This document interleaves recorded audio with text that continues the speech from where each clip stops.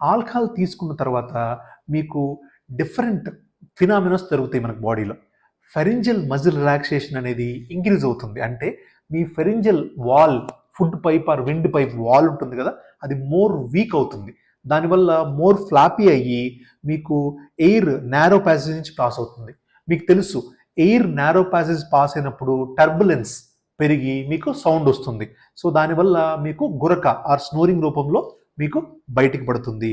అది కనుక దాంతోపాటు ఆల్కహాల్ తాగినప్పుడు ఎరోజల్ రెస్పాన్స్ అంటే లేచే గుణం అనేది, మనం లేపిన లేచే గుణం తక్కువగా ఉంటుంది. అందుకని వాళ్ళు ప్రొలాంగ్డ్గా స్లీప్లో ఉండే డ్యూరేషన్ పెరుగుతుంది. దానివల్ల కూడా మీకు స్నోరింగ్ అనేది ఎక్కువగా వస్తుంది.